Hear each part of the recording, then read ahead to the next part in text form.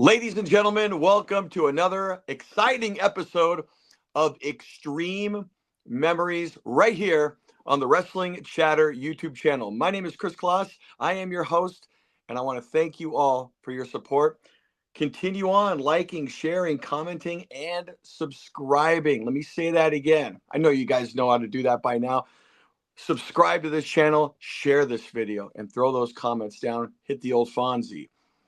Now, before I get into today's episode, I got to tell you all, just to let you know, there's going to be some new and exciting things coming to the Wrestling Chatter YouTube channel and Xtreme Memories. More on that later. 15th and 30th, every single month, new episodes of Xtreme Memories with yours truly, Kris Kloss. Now, we have mentioned recently on these new watch-alongs, reaction videos that have been a lot of fun, that we don't want to just get former wrestlers, former announcers, former referees, employees, or guys that were behind the camera but still worked for XPW. There was such a huge fan base, especially in the Southern California area. Fans were even calling it at the time when we were at the Olympic and the LA Sports Arena, like the territories unofficially were coming back. Especially it felt like this was like a new LA territory, even though it wasn't officially. That's what a lot of the old timers at least said that were coming to the shows back in the day. And the fan base was great. It was big. And we reached a lot of home audiences with television. And the television medium, so different back when we were doing this. No internet, no nothing. So if you're on TV, that's it. That's the only place you get exposure. And we were on TV. So there was a big fan base all across the nation, but especially in Southern California. So we wanted to get a reaction from not just someone, again, that worked in the company. We want to get a reaction from some of the fans, some of the people that were inspired, that loved XPW and that were a part of it. So my guest today, not only was he a big fan of XPW, but he became a professional wrestler and is a professional wrestler. I want to welcome him in right now. He can tell you a lot about more what he does on YouTube, on the internet. He is out of the caves of Pacoima, California. I think we got him out from hanging upside down. We put him right side up for this interview. The Red Bat. Thank you, guys. Thank you for having me. Well, how you doing, Mr. Red Bat? Kloss. Good I'm a to see big you over fan. there. I'm a big fan of Kris Kloss. Oh, thank you so much. And I have become quite the fan of yours, my friend. We've crossed paths quite a bit of late and recent times in the professional wrestling scene. We got you out of the cave and into the kitchen and onto the podcast here. So thank you for joining us. And it's going to be great. This is the first time that we've had a fan's reaction to this.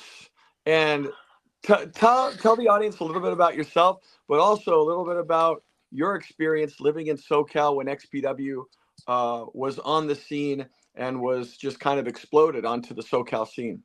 When I was in my earliest memories of XPW, I think I was in high school, and I was a big fan of wrestling. Back then, uh, a lot of your friends weren't wrestling fans. Well, they were casuals, because I Right. was a fan since I was 3, and Wow. I had 2 friends who were also fans, like diehard fans like myself, who we were the only ones that were still wrestling fans, watching pay-per-views together Mhm. and things like that since we were kids. And uh, and then when you got it in junior high, everybody stopped being a fan, and then you knew who the true fans were in junior high. And in high school, during the Attitude Era, for us, everybody was on the bandwagon. Yeah. But I remember like Channel 9, like really late at night, Channel 9 would have XPW, and that was a big deal. That was a big deal for me. I didn't watch a lot of episodes, but I did watch random shows, random episodes here and there, and it would blow my mind. And like the people that I remember was like the Messiah, Supreme, uh, the guy, he looked like Triple H. He was uh, Damien Steele, Damon Steele. Yeah, that was somebody that I the remembered from XPW, and then just man, the commentary. the man who ended up training John Cena. Yeah, yeah, Hmm. yeah, and the commentary was totally different. It was similar to Joey Styles, but but it was really good, you know. And then it had like a dark look to Hmm. it. There was like a darkness to it, and I was just in awe that that was like a West Coast thing, and I just didn't know where to see this stuff. I didn't have it like even though I had two friends that watched wrestling, we didn't have cars and we didn't. We got lucky if we got to hang out because we'd catch the bus to see each other, or our Okay. parents would give us a ride. So it's not like we can get in a car and go look for the sports arena or go find. I haven't even been to a show. I wasn't. I think I was like an adult when I first went to a WWE programming Oh show. wow. Yeah. So I mean, it was just something that was cool, and I knew like people from ECW were crossing over, and it was like a big deal. It was like a cult kind of thing Yeah. back in the day. Yeah, it was, and it just kind of exploded onto the scene, and yeah, it was very gritty, very dark, Yeah, and it's yeah, interesting your perspective. I'm a little older than you, so like you're saying, you were like, I think when you were in your junior high or elementary years, that's when I was in my high school years, and it was the yeah. opposite for me. It was everybody loved it in elementary, like the Hogan era, rock and wrestling, and then it's carried on into junior high. Uh, and then once you hit high school, at least for me, I was like the only staunch defender of wrestling because I Hmm. graduated in '94, and that's when wrestling was in the absolute toilet. And not only Yes, that, yeah. but when you were in high school, you were supposed to outgrow wrestling. So you had that, and you Yeah, had the fact that it was in the toilet. So it was tough. yeah. I was like the one guy everybody knew in high school is, oh, he's the WWF guy. They wouldn't say wrestling; they say WWF. But I but was yeah, that guy too in the beginning of high school because okay. I started high school in '94. And same thing, it was dead. The Yeah, it was dead when you started, but by the time you Yeah, graduated, it was it was hot. it Yeah, was hot. Yeah, and yeah, that's when like you said, you had all the bandwagon front runner fans. yeah. And Um, I'd kind of get a little upset that everybody was such a bandwagon fan. I go, right. this is my thing, and you Yeah. guys are acting like it's your thing. You know? In some ways, then I know what you're saying, and in some ways, Yeah, I can look back at when I graduated as there's a negative that was in the toilet, but there was a positive that, whoa, I'm that guy that was remembered for that because nobody yeah, that is didn't true. think it was cool. And it was nice to Um, talk to people about pay-per-views and things like that. right. Yeah, Yeah, the fair weather fans, it was yeah, rough. I know what you yeah, mean. It was bandwagon. It was like when your local team all of a sudden wins championships and all of a sudden there's fans everywhere. It's just the same kind of feel. but you know what's funny is that I think I would probably consider myself now a fair weather fan of the current product. You know, I'm not, maybe yourself too. Like a lot of older folks don't really watch the current product, or some people do, but not like before. You know, like we love wrestling, but I watch all the old stuff. I don't watch Yeah. I mean, I unless it's I, like I WrestleMania or gravitate something.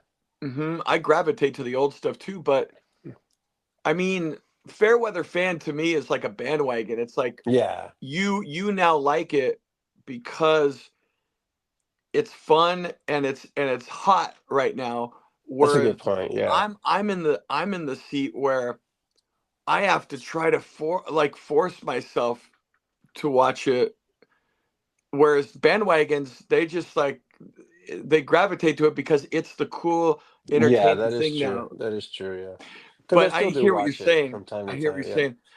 Okay, so we are going to look, as the Ultimate Warrior used to say. Speaking of the old school, we right now are going to look to the gods above.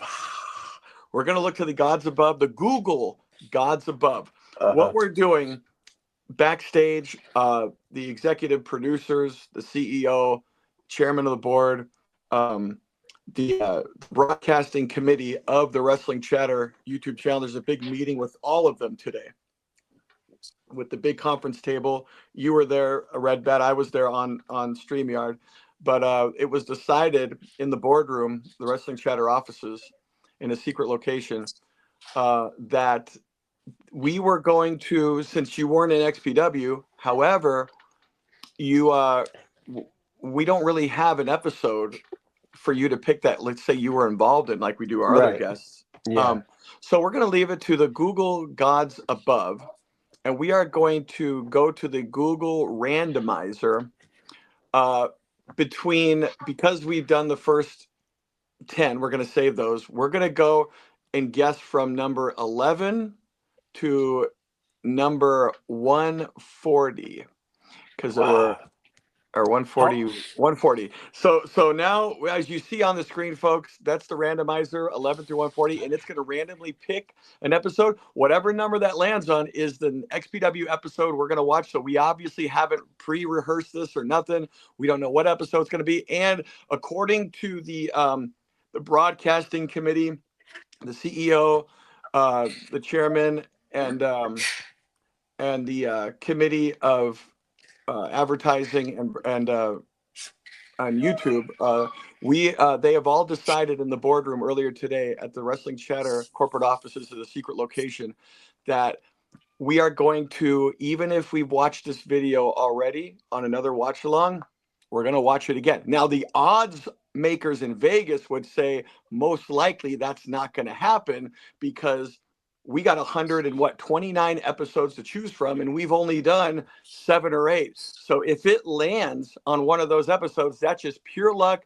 And I think you and I, Red Bat, if that happens, we should go play the lotto when this is over. Yeah. All right, so here we go. The Google randomizer from the Google gods above selects 29. And I think we've done 29. Wow. Maybe I'm wrong, but I want to say 29 rings a bell that we've done. But hey, if that's what the corporate, the heads and the committee at the corporate Wrestling Chatter offices in the secret location decided, then we've done this episode I have already. a question. Quick, Chris. How often did you guys record episodes for XPW? Was it like once a week, or Once a week? Once a week. So wow, 100 and something weeks, you guys. That's 140, 140, and it was. And there were a few times too, where it's like, oh, we missed something. Could you come in another day, like the following day before? But yeah, no, it was usually once a week. Without having to get called in. I guess the Wrestling Chatter CEOs are going to let this play. We're going to get a reaction from somebody that was there as a fan in the Los Angeles area. He is the Red Bat. We have a run-in. We have a last minute decision. We're going to pick a new episode. All right. Let's do one that hasn't been done. You guys haven't covered. By the way, ladies and gentlemen, let's just go straight. By the way, ladies and gentlemen, give a big hand right there. That was CEO of the Wrestling Chatter. Very, very seldom seen on camera. Always behind the camera. That was the CEO and chairman of the Wrestling Chatter YouTube channel, Mr. George Hermosa. He is a stand-up guy. Okay, but that means we're playing the lotto after this, because I can't believe that. All right, here we go. We're gonna do it one more time. They 127. We're going way ahead in the future. Whoa. All right, here we go. This is circa 2003. All right, this is it. 2003. 2003 was a bad year for me. 2003 was a bad year for you? Yeah. Oh man, well I hope not everything was bad in that year, especially your fandom and your love for professional wrestling. I hope that was the one gleeful shining light in that negative year that you unfortunately were very sorry to hear that you had. Was it a love lost? Was it a female bat that flew the coop? No, it wasn't that. I had like an eviction. I had a warrant for my arrest. I was broke. Just everything that could go wrong was going wrong So during no those years. wonder why you're under a mask these days. Yeah, yeah. All right, so here we go. Episode number 27. Folks, this was coming up right toward the end. Well, actually, we had a few more months left. I want to say April or May is when the final episode happened, and then our pay-per-view aired like the month we closed doors, just happened to air. And we got that on before we even knew the league was going to fold. And maybe one day we'll even watch that one and only XPW pay-per-view that aired in the XPW 1.0 era. By the way, the Red Bat was involved with the recent relaunch. XPW 3.0. Yeah, a couple of years ago with the new XPW, right? 3.0 era. And so we'll talk a little bit about that once we're done reacting, Red Bat. And then also, if you could share with the fans and share your YouTube stuff and your link and your show and all that. So we'll do that when the reaction's done. February 8th, that's sorrowful year for the Red Bat of 2003. This is XPW TV airing coast to coast nationwide. Wow. On America One Syndication Network, episode number 127. We're going to see a lot of names from the past here in 3. By the way, really quick, if you're listening to audio only, go ahead, get the YouTube commercials out of the way. Can I grab another drink real fast? Yeah, some bat juice. Go for it. Yeah, they get the bat juice. Okay, so while Red Bat goes ahead and gets bat juice, I'm going to remind the fans, if you're listening to audio only, go ahead and click on YouTube. Go to XPW TV, episode number 127. You'll see it right there with the date, February 8th of 2003. And get the YouTube commercials out of the way if you don't have premium. And then once you get it started, pause it. And when I count down from 5, go ahead and click play right at the same time that I count down to 0. Are we ready? And 5. Here comes Red Bat. 4, 3, 2, 1. XPW TV episode number 127. Here we go. Well, let's get some audio. So we know what's going on here. Here at XPW. What arena is this? Undefeated in XPW since August of 2001 when he had won the title in the tournament for the belt. And it's Chaos. Wow. Chaos coming to the ring. Looking like $1 million. Around his waist, as always, not only coming to the ring, but in his matches.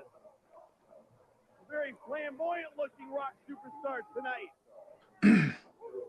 Chaos Prime, ready for his match. And once again, well rested, getting the night off last night while it was Johnny Storm and Jerry Lynn competing for the number 1 contention spot. And once again, what a classic battle that was. And this match should be no exception, ladies and gentlemen. Okay, Johnny Storm. He was a European guy. He was so what we're talking about here is the tournament for the European title. And we never did we launch it, or we launched it and then the league folded. But this guy was from, drop a comment if you guys know. I want to say he's from the UK. Did you guys defend in Europe or just had European wrestlers? No. Well, yeah, no, the title was going to be defended in Europe. Yeah. We weren't going to do shows. I mean, maybe we were, who knows, but this was at the old ECW arena. This is Philadelphia right here. Oh, wow. And I remember I told Rob, see the New Year's Revolution banner? Yeah. He wanted to hang it on the Hustle Takeover. He would hang it on the bleachers back there. Yeah. But see, I said that pole, there's a pole that comes down right above the ring. I'm like, dude, that's the old pole that ECW hung its banners on. And he's like, no, it's not. No, it's not. I'm like, I'm telling you, it is. and anyway, so he finally agreed, and we hung the banner there, and it looks like it's close up to the ring. It's good. And then that XPW over there, I put it above the door. You could see. But anyway, this is also crazy because we did pyro. You can see the smoke is still in there. You Yeah, see all yeah, that? Smokey. Yeah, Yeah. and they never did pyro And in Chaos wrestling with the ECW. belt. No, they never did pyro in ECW. So it was all like smoke filled for the first like 2-3 matches, because it was such a small little place. But this is interesting, Red Bat, because it's at a time where Wow. XPW, yeah, it was at a time where XPW was in LA, known on television, but the fans in LA were kind of pissed off at this point in time because we went to the East Coast, but we weren't going back and forth. We spent like 6 months just doing shows here Oh, because Rob Black purchased, which was I think a big mistake, money wise, but he actually purchased this arena, so he didn't want to do shows anywhere else. He wanted to fill as many shows here as he possible. owned the arena for a bit? He bought it, yeah, and that was, and Wow. I talked to Smiley GQ Money in our interview, and he even said like that was business wise for Rob. That was one of the Did downfall. did did you lose a fan base in LA because of that? Like if you guys went Well, back let to me ask LA or you. That's what I was going to ask you. You were out here. You were watching on TV. I know you didn't go to any of the shows live, but like ooh, yeah, he was great, Johnny Storm, and wow. Chaos was just this was his peak, man. He was so good, K right? Chaos right there looks like Tito Ortiz at that time. Tito Wow, Ortiz I was actually like that. worked. I actually worked. So odd. I worked with Tito Ortiz at a car auction. He looks I, just like Tito Ortiz right there. I worked with Tito Ortiz a couple of years ago at a car auction. Uh-huh. I was the auctioneer, and he had his own row of cars, and we looked at each other like, you were in XPW. Tito Ortiz was in XPW in the Oh very beginning. wow. Oh Yeah, wow. so such a small world, man. So talk a little bit about that, Red Bat, like from a fan's point of view, like going for someone that's dedicated, supporting a company. We're all about LA. We're based in LA. I mean, but there's no rule to say like you have to be there. But as a fan, what would that, if you, like, say you're regularly going to the shows every month, right? You would And feel heartbroken, a little disrespected. I mean, you would feel happy that let's say if I was a diehard fan at the time there in the crowd that's like always there, like one of the regulars, I think I'd be happy that they made it to the ECW arena because that's a big deal. That's like an accolade that right, but then you'd be a little disrespected that they're not coming back to LA, and that'd be right, sad. It'd be more sad than anything because you're still gonna watch it. You still like the wrestlers. You still are into the storylines. You know them. You yeah. probably know them. So you're gonna support your friends or the wrestlers that are there. You're gonna be upset that they're not coming back. As far as you know. Well, now when you were watching this company, and then you became a pro wrestler, who in this company was an inspiration to you? That's a good question. I mean, my inspirations were more mainstream wrestlers, but there was, I think, Supreme, because I was introduced to Eddie Carnage, Yeah, uh, and Eddie Carnage talked a lot about Supreme. So then I started doing more homework on Supreme and saw he was a big deal. He was in the video games. He was in a lot of like big time death matches. And then one day I was training in the famous ring in Pacoima, NSPW's White Pork's house in Pacoima. And I was waiting for it was like a Saturday morning. And I just heard stories from Carnage that Supreme would punish him. Every time they would punish him, he'd hit him on the head with a steel chair yeah. during practice. That was the punishment, and how hard Supreme was. And one day we're waiting for Carnage. It's me and this one guy that I never met before. He's there in the ring and he's there with me. And we're waiting for Carnage, and all of a sudden Supreme walks in. He doesn't just walk in. He walked in and he walked around the ring like if he was gonna in the entrance of a match. And he's not Wow. even talking. He didn't even acknowledge us or nothing. He just Ah, walked by us and he did this show. Like he walked around the whole ring. And wow. I was like, oh shit, that's Supreme. And he don't look nice. And after he walked around, he shook our hands and he introduced himself and he brought us in the ring and he talked to us and Yeah. like I'm all about business, I don't fuck around Wow. kind of thing. But You need to be quiet when I'm talking, right. and he laid the business down to us and I was awestruck and I was a little bit marking out and I just remember, oh shit. And then we had the practice, and then later we all went to go eat tacos, and he gave me like half his plate, and I was like, man, this guy's so nice. He was very family oriented. Yeah. By the Yeah. way, that was the guy who got shoved over the railing. That was Bill Alfonso. So Oh wow. he was he was in XPW right at Yeah. the end. We got him, and I liked him. He was very energetic, spunky Yeah. guy, kind of like how you see, Yeah. Um, and look at that. Yeah, chaos, man. Yeah. Just It's crazy to think that chaos. No one had done it before, and I don't think anyone's done it since. Is mm. that you win the championship and you never take the belt off? Yeah, You that's know, such a cool thing that he's doing he that for. never. I don't think that's ever been done. Right. I know it's never been done before, and I don't think it's been done since. And he's such a stud right there. It's funny. It's like in basketball in the NBA. Yeah. Kareem Abdul-Jabbar had the most beautiful and unblockable shot with the sky hook. Yeah. The sky hook, and Mm-hmm. and no one had done it like him before. And really, once he left, it was gone. It Yeah. never. Yeah. No one's duplicated it, and No, you're and right. and that's what I think. Unless someone again throw your comments down below. Has anyone ever done this before in wrestling, where when they're the champion, they never take the belt off, even in their matches?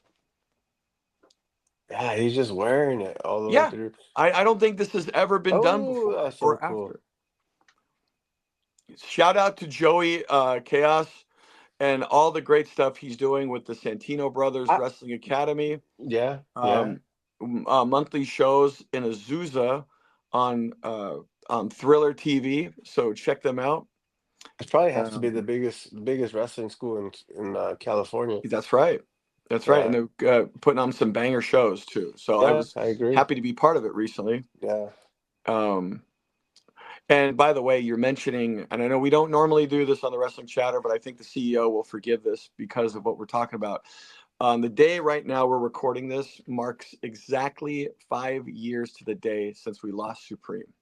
Oh my gosh, that's wow. That's Yeah. true. Rest in peace, big fella.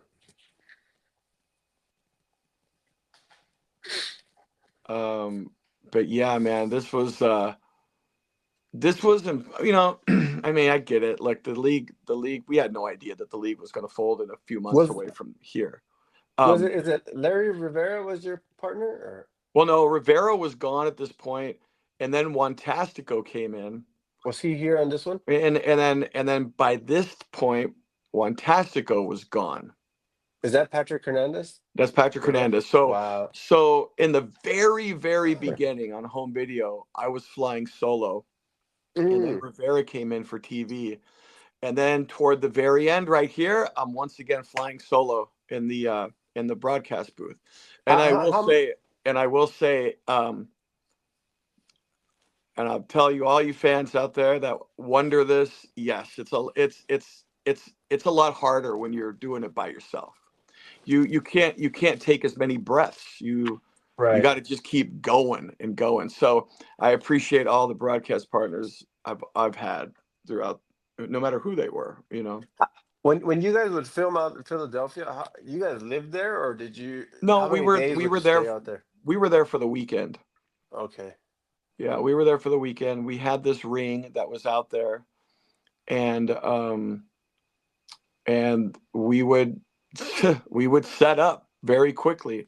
We would bring some of our equipment, but a lot of it was in house here. I can't remember what the entrances. I'm sure it was stuff that we had on the East Coast and the West Coast, different entrances and all that. But How about the yeah, great Danny Monchichi Ramirez? Was he he working? was not here any longer at this point in time. And there it is, Chaos with the victory, Wow, with the belt. with the belt still on. Wow. The referee does not have to hand it to him. He's already got it. It would be interesting if he lost the title while still wearing the belt. Who's the girl with him? That's Veronica Kane. Veronica King. See where the Wow. banner's hanging up right there? Oh, you just Yeah. yeah, that was the old pole with ropes that ECW just left there. That Who was where all their like living dangerously, all those banners that would hang up right there. I was who like, who this is who who, who was Rob's ex-girlfriend? huh? Oh, Lizzie Who was Rob? Borden. Lizzie Borden. That's the one that caused all the drama and everything. Well, yeah, you're talking about all the stuff with Messiah and everything. Yes, Like, sir. yeah, It was Lizzie Borden. I mean, everyone knows the story who saw Dark Side of the Ring, and it's definitely out there.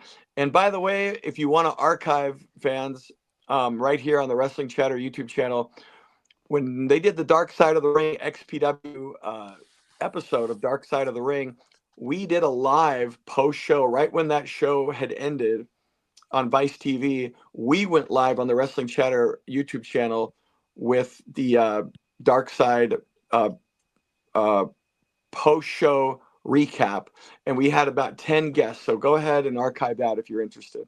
Wow. That was a lot of fun.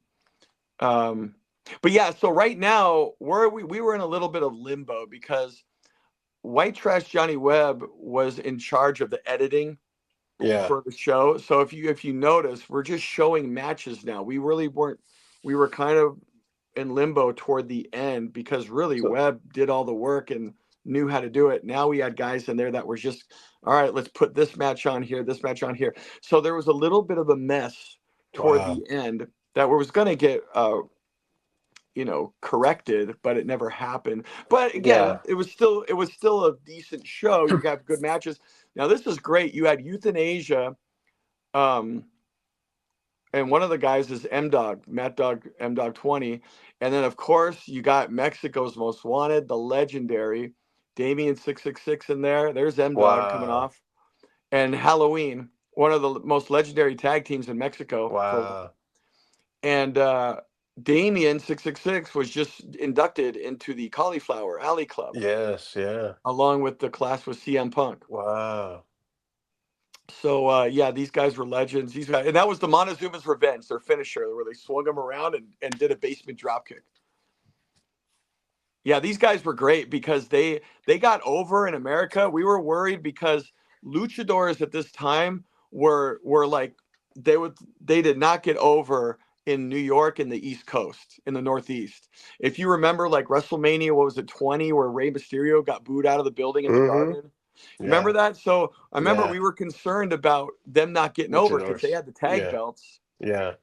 but they did. They got over because I don't know if it's like that anymore, but even in the early 2000s, you in the Northeast, they were like, we want the American wrestling. We don't care about Japanese and Mexican wrestling. Well, in the Northeast, they were still monsters around 2003.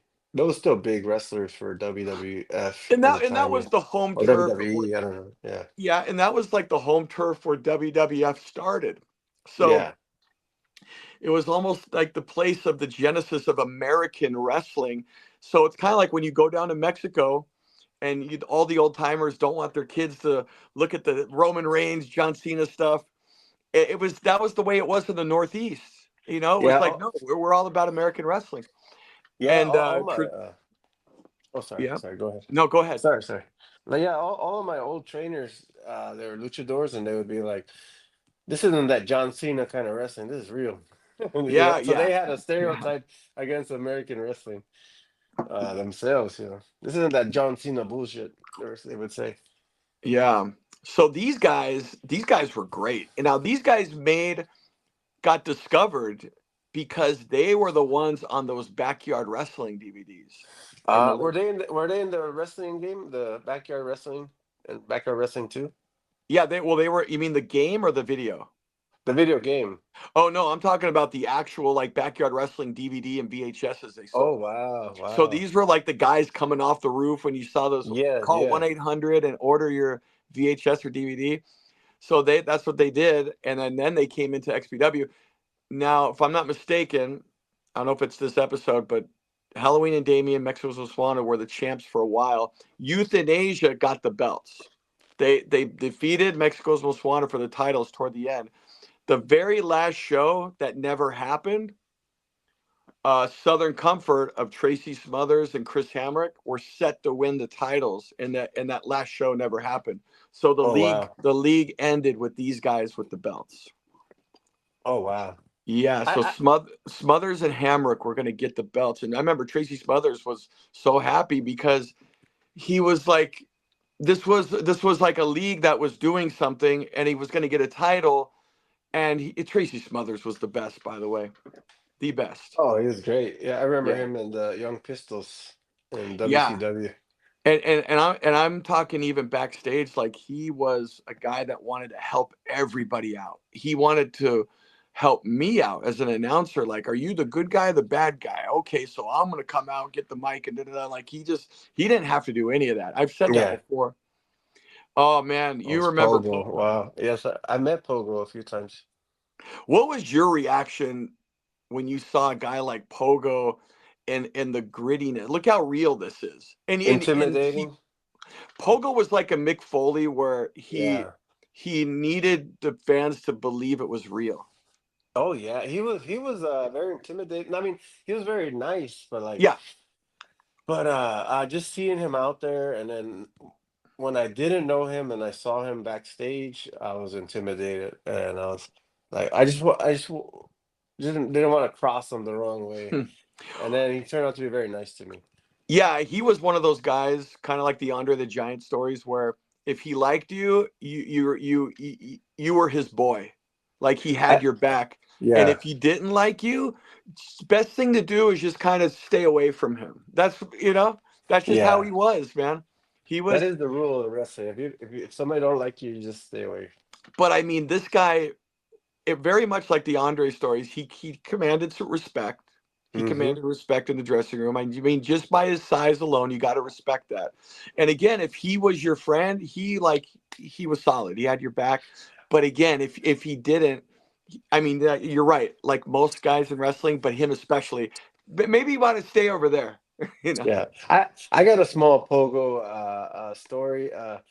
It's when I first started for UEW in 2014, and I think he was in the main event or semi-main or something, and he's coming out to the ring, and Danny Ramirez was crossing him. They were like crossing paths, and out of nowhere he shoves Danny down to the ground. Oh, And Danny didn't know. Wasn't informed or nothing. And Pogo just came wham because he was in character oh, as this asshole, this scary clown guy. yeah. And Danny walked nonchalantly by him, and he just fucking shoved him down. Danny was pissed. And then after he calmed down, he's like, "Oh yeah, it's oh, it's part of the show kind of thing." Yeah, that was it, man. You got to be on your Hmm. toes. By the way, Hmm. that's Daphne from WCW right there. Wow. And then I got a backyard wrestling story. I never did backyard. Is that Shane? Shane Douglas, the XPW champ at Wow. the time. Wow. It is good right there. Wait a minute, I'm blanking. Was her name Daphne in WCW, right? No, ECW, there was a Daphne. No, Daphne from. Remember the one that always screamed like ah? Yeah, maybe she was part of the flock, but I know Yeah, she I was think in so. ECW as But no, she was well. WCW. WCW? Okay. But Yeah, I then but then well, she went by a different name. I think she was cool, man. She was a cool chick, dude. yeah.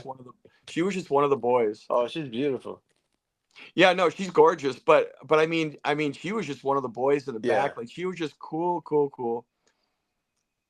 Oh, nice. Vic Grimes. By the way, Big guys. I'm gonna take this opportunity to thank Vic.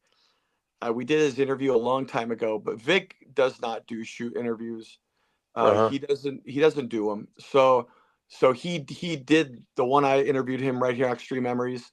personally, as a favor to me, he did it. And if you guys haven't seen his interview yet, it's one of the most interesting, intriguing, thought-provoking, truthful interviews. He addresses the New Jack situation, not only the free fall event in XPW, but also their scaffold match in ECW. He addresses all that. So I encourage you guys, watch that if you have not seen it, right here on Does he not do shoot interviews for kayfabe reasons or just no, personal? he's kind of done with He's wrestling. over And it. Yeah. yeah, I mean, if he doesn't like to do the non kayfabe thing, then I don't know. I never asked him, but he's just a private guy, and Yeah. Okay. he's got his Kind of like he's the on. Macho Man. Yeah, he runs bikers. He's a motorcycle Harley guy, and he is in the group Bikers for Christ. So he's got Oh, a that's awesome. yeah, totally new chapter in his life now. But again, I want to thank him again because he doesn't do them. He said he'll do it for me because we've worked together so much, not only here in Wrestling Society X, and man, one of the nicest guys is Vic Grimes, man. This Ooh. was Shane Douglas holding his own here, man, with the Yeah. big Yeah. Vic Grimes. Shane Yeah, Douglas. I met him yeah. one time. He's very nice. Yeah. Yeah. He's a pro, man. I mean, Yeah. Shane Douglas has been in the business forever. Yeah. You know, maybe we'll get some audio here, hear the sights and sounds. His hands full in this one. You son of a bitch. Franchise stuff. Mhm. Franchise It looks logo like Howard the on Duck front right of there. Vic Grimes.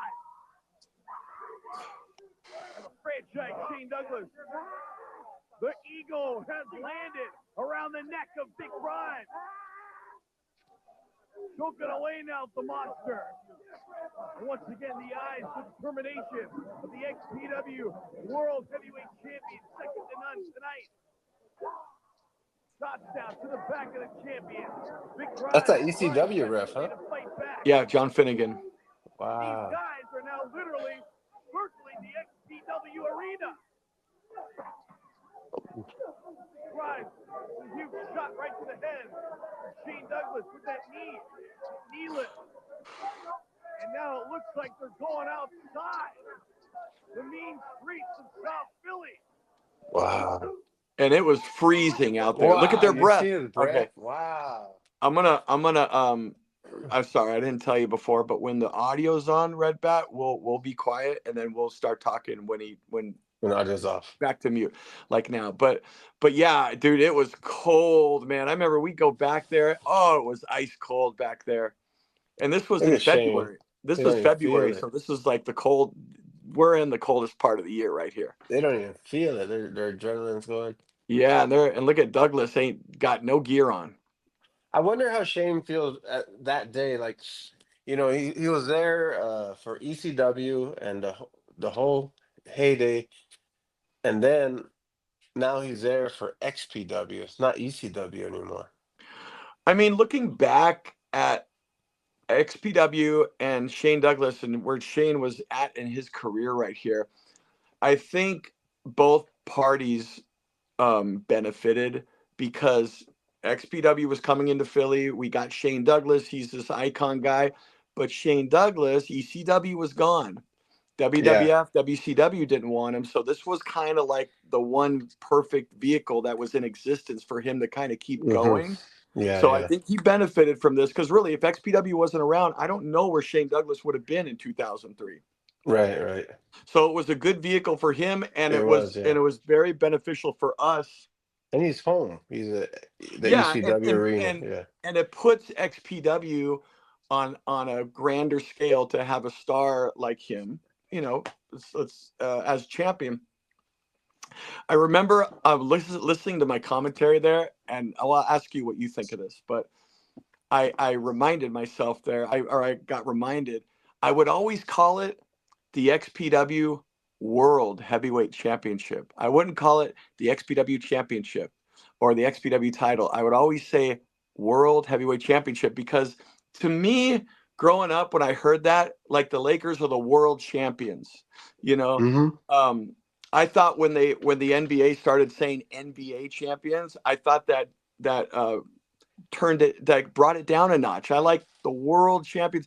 So I think when you hear the world heavyweight champion with the name world, not just XPW, not just champion, I think it brings it to a grander place, at least subconsciously, for the fan watching. Yeah, it does, because if you just say the XPW champion, it makes it sound generic, because you And it have makes the feel like, okay, just champion within this one little company. yeah. But when you say the world, I mean, I know there's other world champions, but Because then if this is just the XPW champion, then the European champion is probably better, because at least they go to Europe, and this one just stays right here in Philadelphia. yeah. You know, And I think leagues that, and I get it, if the league is not big enough, it sounds a little corny to say world, but if you hear world, it's like, oh, this company is big enough to say world champion. they could defend it around the world, And like, if a or people from indie around the world leagues, could come here. oh yeah, they got the inflatable shark, and that's not Shark Boy. Yeah, Vic Grimes, he Oh my gosh, is that My Pet Monster or something? I think so. Yeah, it is Where the My Pet wild things Monster. are, isn't it one of Hmm. those guys? Oh, it could be, yeah. Hey, Oh, let's hear this, George. Let's hear no. this. Choking out, suffocating the franchise. What a bizarre turn of events this has turned out to be. Vic Grimes clothesline the monster and Shane Douglas. And that spooky monster is down, and so is the franchise.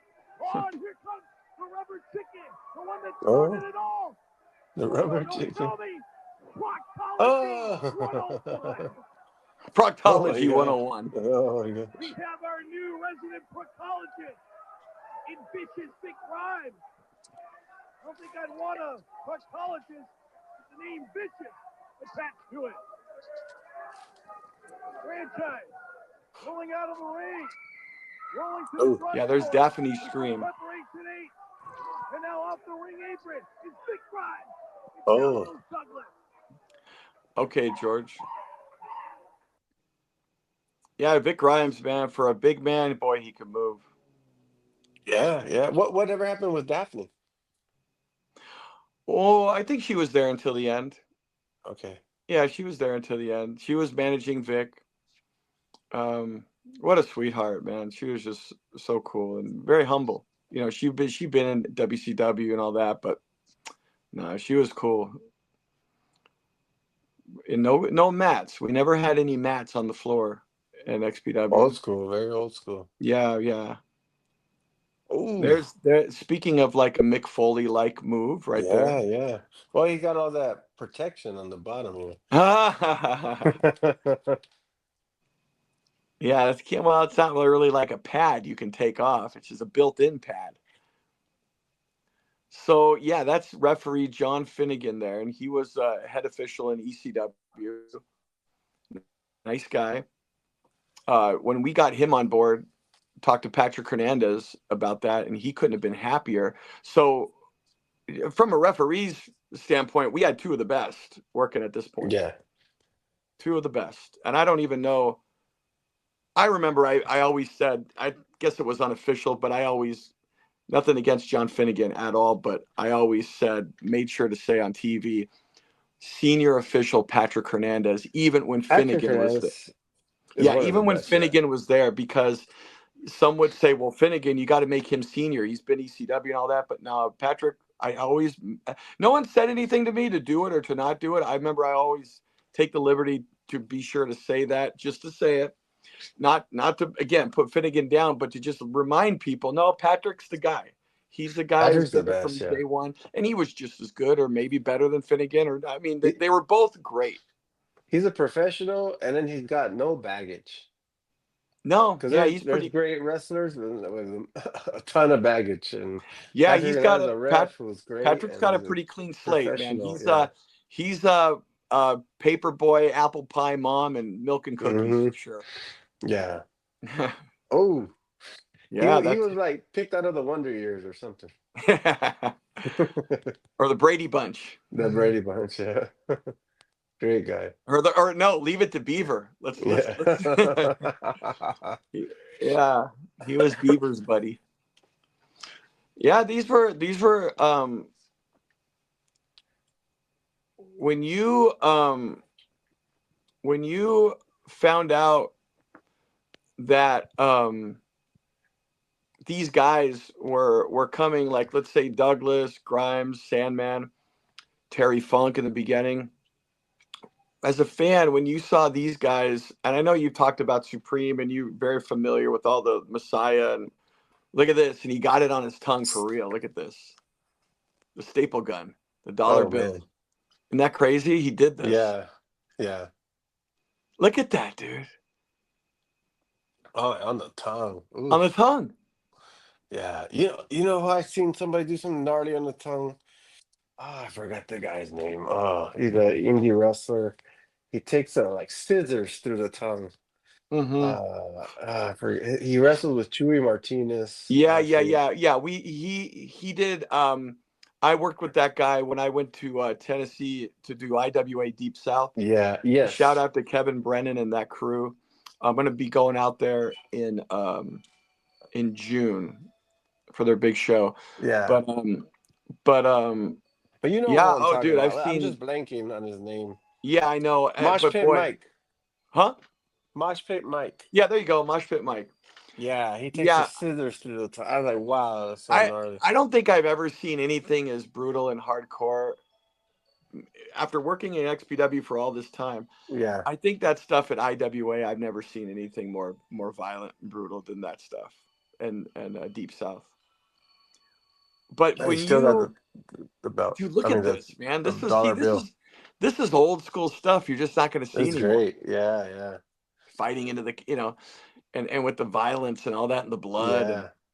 But when you as a fan, Red Bat, were Yeah. the refrigerator. But when you were watching this and you found out, like, knowing all these guys that came in from WWF, WCW, ECW into XPW, what was that like from the fans' point of view? It was huge because it just validified.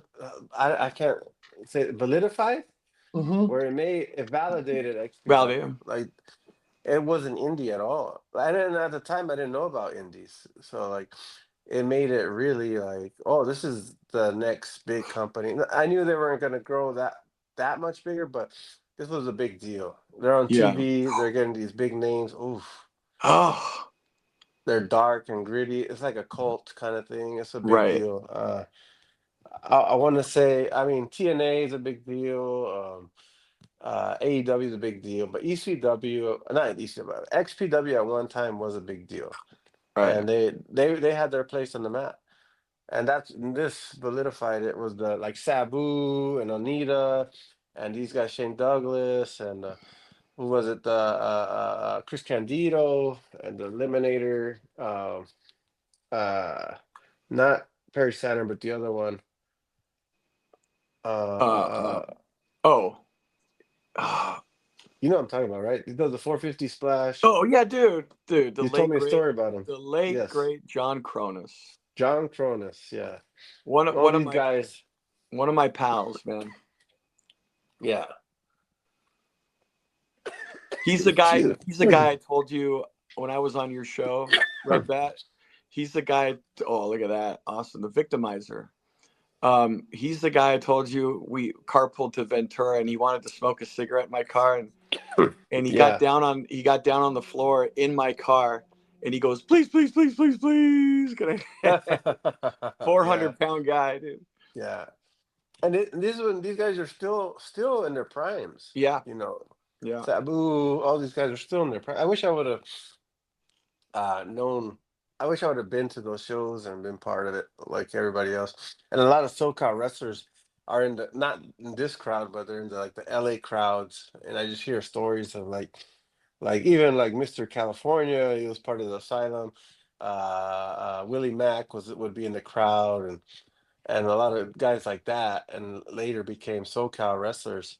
Right. I wish I was more part of that, but I'm glad I got in when I got You in. you were you're kind of at that age bracket where, like, wanting to interview you because you were a younger kid in Yeah, school still watching this stuff on TV, not quite old enough to like get the driver's license and go down there, but yeah. old enough to get like that perspective from a young kid or a young baby bat watching watching this stuff Yes, on TV. and I also thought it was real. Like I thought, I didn't think wrestling was a work until like What are you talking 96, about? 97. I Hmm. mean, but you know what I mean. It's just that they had that show on Fox where I think Harley Race was on it, and they like the secrets of pro wrestling. Yeah, that was. I And think that was NBC. NBC, yeah, when they Yeah. did that, that like broke my heart. I think for like 2 weeks I didn't watch wrestling. I was depressed. Wow. I actually believed it was real, Damn. like the real deal. I mean, it is in a certain point, but I mean, I didn't think it was a work until I More defended it. I more was the that re one guy. It's still real to me, damn it. You know. I mean, that's more the reason why I wanted your take on all this too, because not only were you Yeah, a young kid watching this on TV and just the impact, like you said, like you're watching this, so it's a big deal. It's on television, it's a it's all big these deal. stars. Yeah, I want to and be like these and guys. and you were at an impressionable age where Yeah, where there was a parental guidance thing, and that was always the coolest thing for kids to watch, is the stuff they weren't supposed to watch. right. Yeah, Yeah. when they made it more adult, and then I was like, oh, this is really real. You know, this is not Ooh. kid stuff anymore. And Right. that's why I have an issue when people like shit on the Ultimate Warrior. Oh, it's horrible. I don't know why they put the belt. I know because there was a bunch of kids like me who thought it was real, who liked him a lot at that time, and we were impressed, and that's why he was a champ. That's why Brutus the Barber Beefcake got pushes. That's why Hulk Hogan was on top so long because we thought it was real. We thought like these guys that were on top didn't have to do Hurricane Ranas, Yeah. and we didn't even know the word Hurricane Rana at the time. Yeah. Right. We didn't know that till Mike Tenay would say it Yeah. on Nitro. Things and like that. and It was that a and different atmosphere. yeah, and that a lot of that was just when Mike Tenay came in and did that. He was like the first guy that all he really did was he brought over from the lucha world and Yes. from the Japanese wrestling world. He was the first guy that introduced all that to the American Yeah. audience. He'd educate you on that. Yeah. And you know who did that a lot was Jim Ross would do that. Who Jim educates Ross you. did it. Jim Ross did it, but Mike Tenay was the guy that first did it, especially Right. with the Mexican and Japanese crossover. Yeah. Right. And then Look at and this. then Check. Oh, wait. I'm sorry. This could be some. Oh, there goes Lizzie. Oh, oh, the beautiful Lizzie. oh, nice. Yeah. So Lizzie was the valet for Shane Douglas, and of course it was Rob Black's wife. Wow. Yeah. So Rob Black right there was like, fucking bitch, you know, whisper. I'm gonna smack her when she gets nah, I backstage. think. Well, no. Hey, he didn't care if it was part of the story. Okay. But this was a good match. Yeah. You're watching these guys pretty much give They're it their getting all. down. Yeah. They're I giving it mean, they're their all. not going out. See, this was the good thing. Like, once we got established, whoa! Oh, Once we Shane got Douglas? established, Yeah. these guys weren't coming into XPW like, oh, I'm going to go into this rinky-dink league and get a paycheck. There Yeah. goes Shane Oh Douglas. no. You know what's cool about Shane Douglas? He got that WCW, WWE look, but then he can get down and dirty. Yeah, Like, yeah. yeah, he could cross it over. He got down into the gutter and he became Mm-hmm. the king, Mm-hmm. in the gutter. You're right. You know what they say, like a big fish in a small pond, or is that better, or a normal sized fish in a big, huge ocean. You know. And he had great promos. I like his promos in Yeah. ECW. I remember being a kid and we would watch a lot of stuff on VHS. I would buy these tapes from PWI Wrestling Insider Wrestling magazine from this guy in Florida named Howard Baum, and it'll take like 2-3 months to get the tapes, VHS tapes, to come to me, and then we would just watch them over and over, me and my friends, and Shane Douglas would bust promos, and he has some great promos, and then his promos during the pay-per-views were always good. Yes. And I love his Absolutely. entrance music, the Deep Purple song. Yep. I shout out to somebody who passed away who would use his music. I was kind of surprised that he used Shane Douglas music. It was Malice, this luchador, White Pork's son. He passed Right. away a few years back, but that was his entrance music, was the Deep Purple song that Shane Douglas used. Mm-hmm. Let me see the audio here, George. What music that we were using?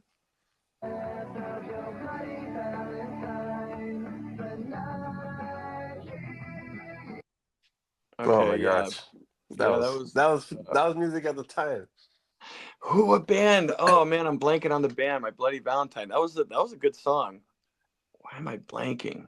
I know who that was. I wasn't a fan. No.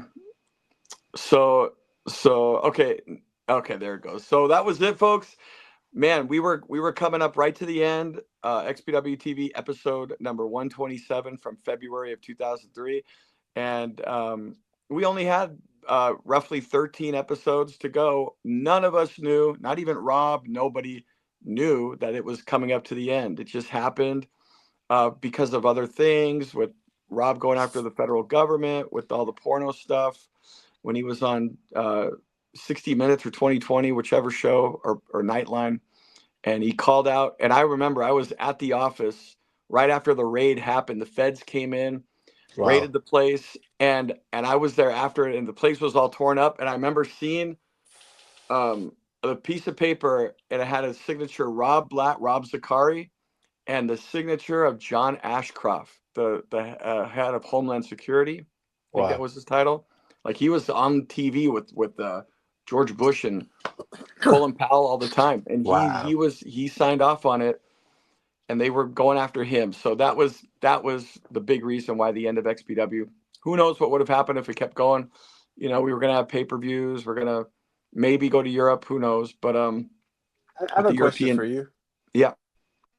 When you were during that whole time in XPW, did you realize you were part of something special at the time, or you're just going along for a ride, or were you like an out of body experience, like, this is crazy, I'm doing this? Did you realize the all magnitude? all three of those things. Yeah. I was definitely going along for the ride because I already loved doing this. I was doing SCCW, little things, and then I just basically took that into XPW. So I was still doing what I love to do. I wasn't like a bandwagon, like you said. I was there because I loved it. But then Yeah. there were times where, yeah, I definitely knew that I was part of something big and important. It was hard work. It wasn't hard, but it was challenging at times. You know, because I loved what I was doing, but it was challenging at times.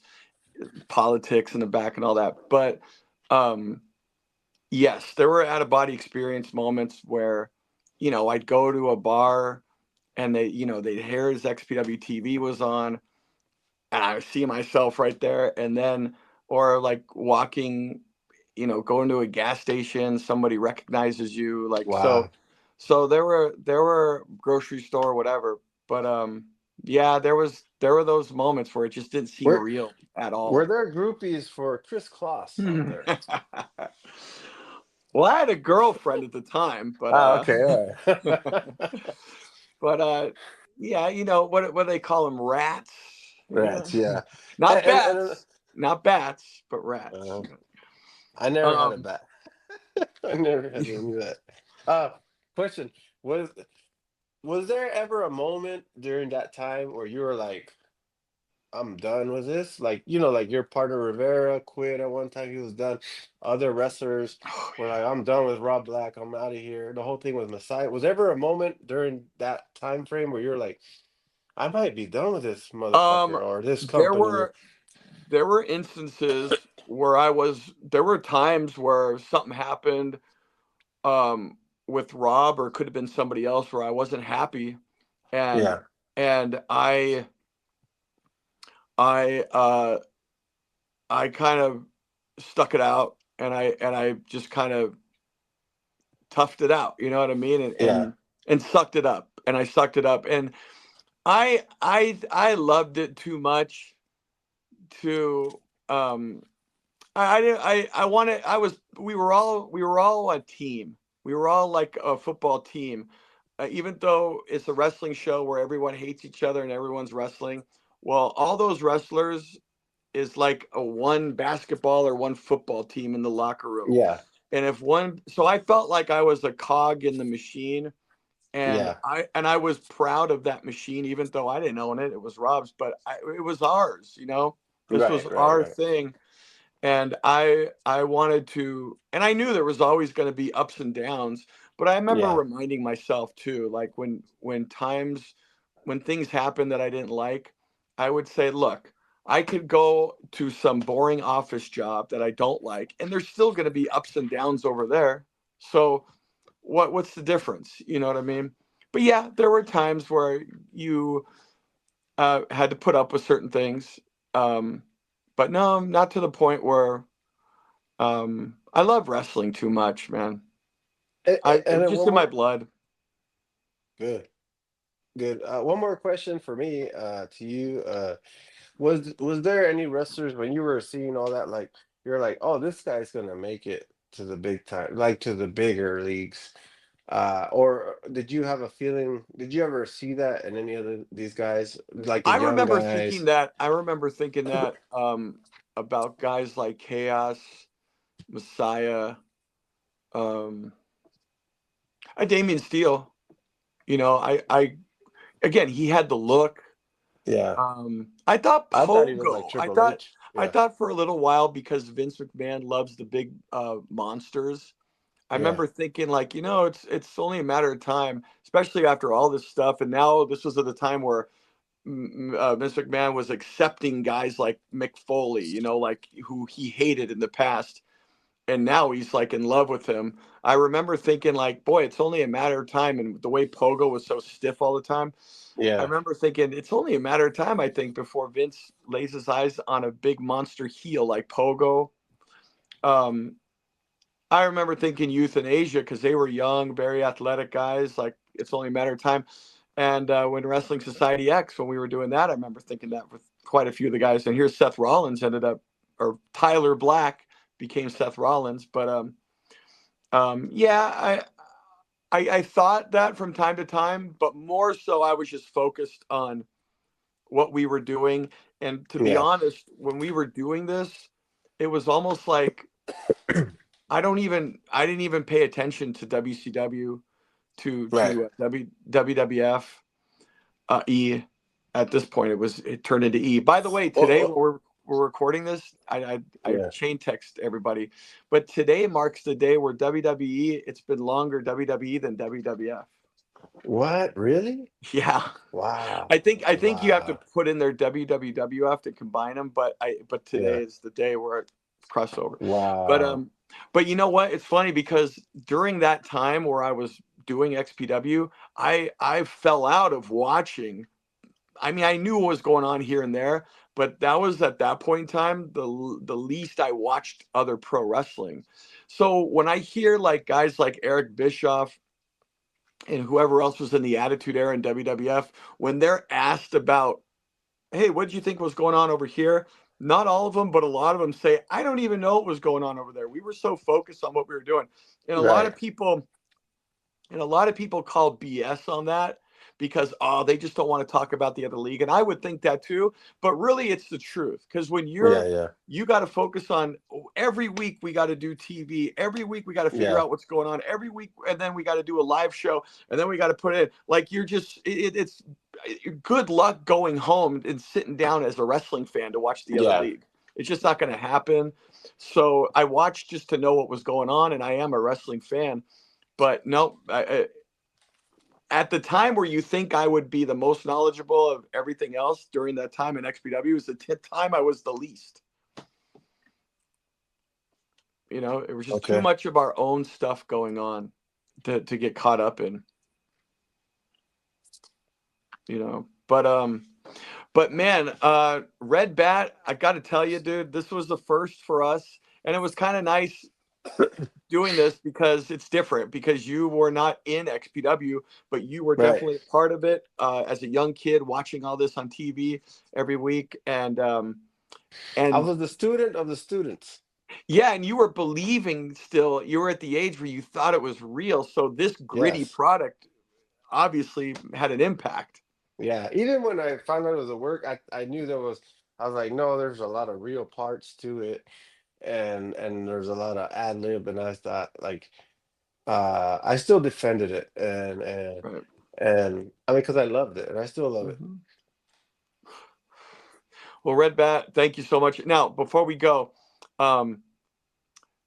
tell the fans who you are on the internet, on the World Wide Web, and you're not only a wrestler inside the ring. You've competed and been at places like Crimson, NTLL, a lot of big stuff you've been doing lately. And I gotta say, as your friend, and I would say this to you one-on-one, but I gotta tell you, in the last few months, man, you have been improving leaps and bounds, man. You're from where you are now, or from where you are now from a year ago, let's say.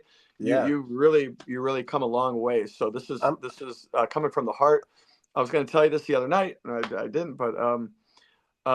But aside from wrestling, talk a little bit about that too, where you're wrestling or how they can find you. But talk about your show, your big hit show on YouTube, Los Batos Locos, not Vatos, but B as in boy, Los Batos Locos on YouTube. And yeah, how we can see that.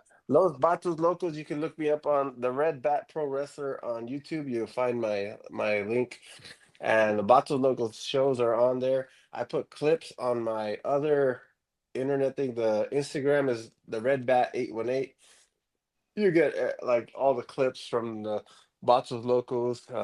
You get clips from my wrestling matches. Sometimes I'll get the matches that I like. I'll make a small video. I try to compress it to 3 to 5 minutes. I know not everybody's gonna watch 5 minutes, but whoever does, thank you for doing that. And I'll make like a music video out of it or small clips, and then I'll put it on Instagram. The Red Bat 818, and then you can look me up, the Red Bat on YouTube, where you'll see the full episodes of the Batos Locos. It's just a lot of chaos. There's like always 4, 5, 6, 7 of us, and it starts out professional and just ends up chaotic. You know. And that's great. I've been a guest. I was just recently a guest on, I think, your latest episode. Haven't been on your show for a while, but it's yourself, the Red Bat, you got the Black Bat, and the Grand Bat, the 3 bats, and you guys always have different guests on, and you guys do it from your bat cave, not man cave. It looks like a man cave, but it's a bat cave with all sorts of merchandise from all the worlds of professional wrestling, comic books, whatever. And it's a really cool. Really I'm cool a big action figure. Yeah, all the action figure collector. You got the Skeletor Castle, He-Man, all that stuff. And so you do it from the Bat Cave. You guys have a lot of fun. It's a lot of chaos. Open forum, no scripts. So I encourage you guys to check out. You know, it's kind of like the Joe Rogan scripts podcast. And no filters. Yeah, the Joe Rogan podcast got a makeover from Toys R Us, and there's your set for the Los Batos Locos podcast and the Red Bat 818. That's your channel. I wish we could be a quarter of what the Joe Rogan podcast is. Well, that's right. Maybe one day. So do we. But we'll go ahead and put a link down in the video description, how you can check out the Red Bat over here and his hit show on YouTube, Los Batos Locos, from the caves in Pacoima. Where can we see you? What are you going to be doing in the world of professional wrestling anytime soon? I will probably be at NTLL in Palmdale, May 17th. I'm not sure yet. We just won the tag team titles, me and Keeping It Local, formerly known as Mariachi Loco. He is much better than me, I'll tell you that. He is the senior of the tag team. He's great. And then I am also a tag team champion at Crimson Crown Wrestling. And we are in a faction called the Devil's Brigade. It's myself, the Insaniac, BC Killer, Fern Owens, and the leader is Eddie Carnage. Uh, so right now I'm holding two titles, two tag team titles from two different companies. This is a big deal for me. You know, it help validate myself because most wrestlers don't feel validated. I'll tell you that. Even from the top to the bottom, I see them on Facebook. There, people always post, "This might be my last year," and they're not the only people that feel that. I think almost every wrestler feels that, and I feel very validated right now. I'm older, and I feel I can walk away now. I'm not gonna, but I feel like things are good in wrestling for Well, me right now. well, bats live a long life, man. So Yeah, that's and I hope you don't walk away or fly away anytime soon not because yet, not yet. you got a lot to offer, and like I say, you've been improving leaps and bounds.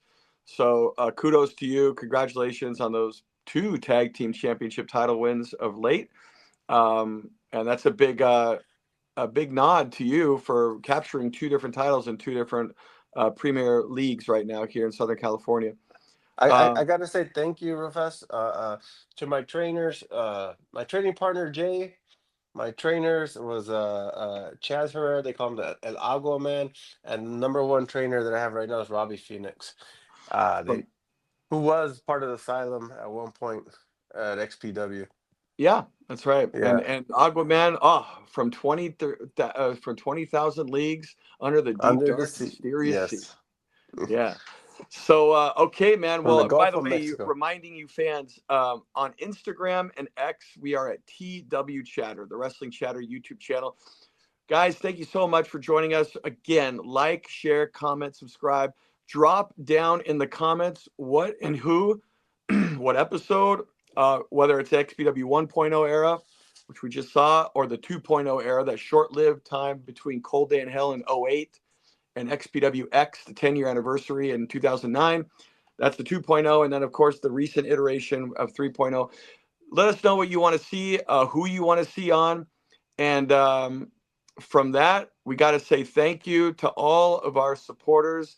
Keep sharing these videos, keep liking them, keep subscribing, and keep throwing those comments down below. Red Bat, always a pleasure to see you, my friend.